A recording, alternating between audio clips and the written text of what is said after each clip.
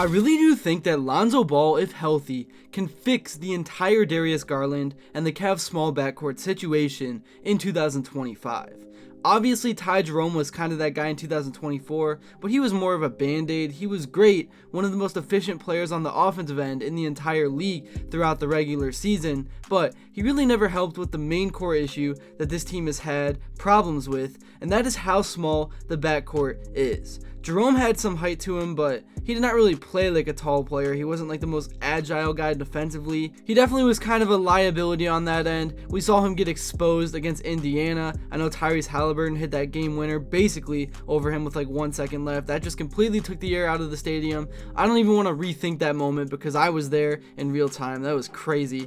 We all know Darius Garland is just a nice guy, which makes him super soft in big moments, and that's kind of a lot of this team's personality. But Lonzo Ball, from an attribute standpoint, is 6'6" with a 6'9" wingspan. He possesses a rare physical profile for a point guard that creates immediate mismatches. His 190-pound frame provides the perfect balance of length and mobility, allowing him to guard multiple positions while maintaining the quickness necessary for elite perimeter defense, something that the backcourt has just been so weak in, with everyone just shooting right over top of them.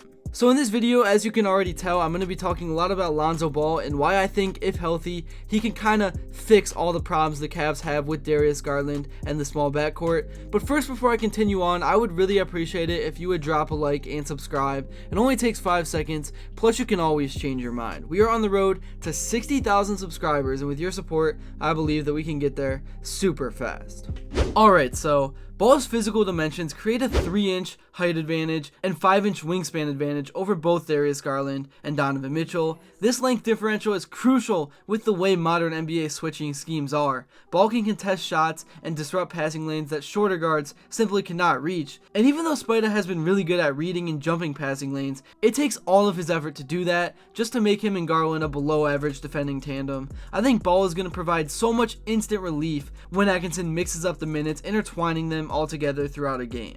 Lonzo has established himself as one of the premier perimeter defenders in the NBA through multiple advanced metrics. His defensive rating of 110.1 over his career demonstrates consistent impact, while his 1.5 steals per game career average showcases his ability to create turnovers and generate transition opportunities, which we know the Cavs are great at and often capitalize from. Also, his defensive versatility is evident in his ability to guard the 1 through 3 positions pretty effectively. His 6'9" wingspan allows him to contest shots from players typically too tall for traditional point guards, and at the same time, his lateral quickness enables him to stay with quicker guards. He's in the 92nd percentile rating in terms of deflections at 3.8 per game, and Ball has never posted a negative defensive box plus minus in his career, which indicates consistent positive defensive impact regardless of team context. His 2.8% steal rate in 2024 and 25 also ranks pretty high for the games that he did play in, which were not many. And again, the biggest thing here that is so important is availability.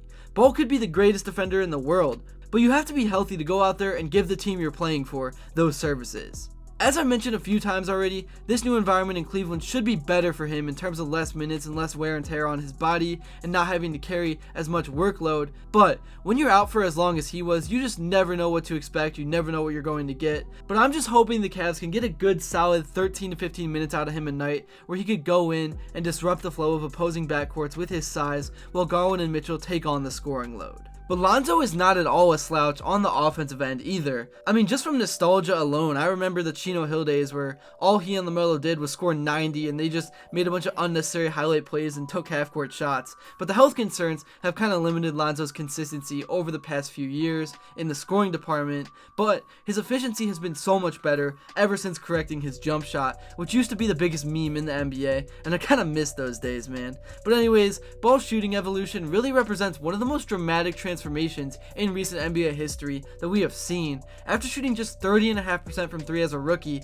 he has developed into an above average and some may even say elite long-range threat, peaking at 42.3% from behind the arc in 2021 and 2022. His catch and shoot proficiency is particularly what is the most impressive, catching in 130 catch and shoot threes in 2021 and 22 at a 40+% clip, and this skill set makes him an ideal complementary piece as he doesn't require ball dominance to impact offensively. He's evolved beyond that, which is which again is just so great with the Cavs having two ball dominant guards in both Garland and Mitchell. But even Mitchell has evolved to be able to be a great off the ball player as well. Ball also pre-injury was really good in transition. He could throw it down himself, he could lob it up to somebody else, and he often was the one leading transition because he created the turnover. I think a lot of that young 20s explosiveness is going to be gone, but with the athletes that are on this team, all we need is for him to command fast break situations and make smart decisions.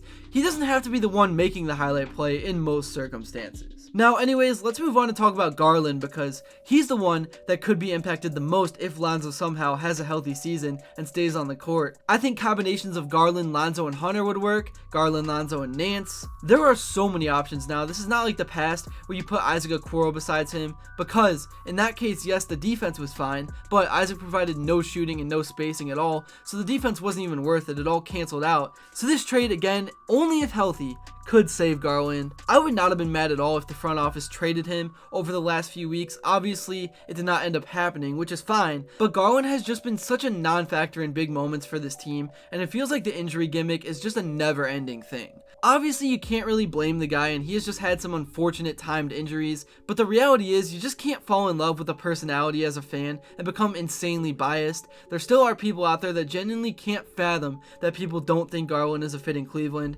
He's just too soft and too small for championship basketball. Opposing teams pick on him defensively when things get physical. Occasionally, he will have offensive explosions. He's definitely a clutch player who will make big shots in close games, but again, in the regular season, he's never been fully available in the playoffs, and there's no reason why the front office should become permanently attached to a guy that is never available when they need him to be the most.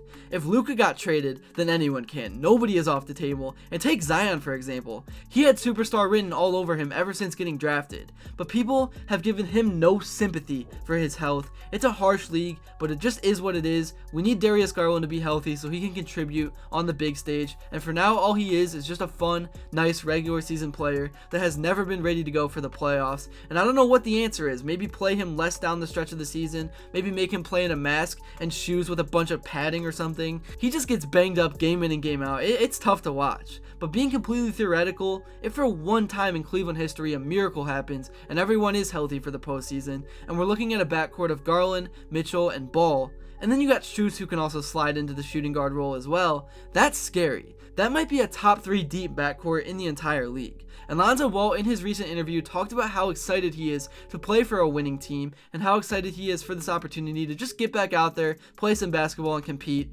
Here's the clip of that interview. That's really all I got for this video. Thank you all so much if you made it to this point. Let me know in the comments below what you think about this Lonzo Ball situation. Most about the opportunity that you have at this point in your career in Cleveland?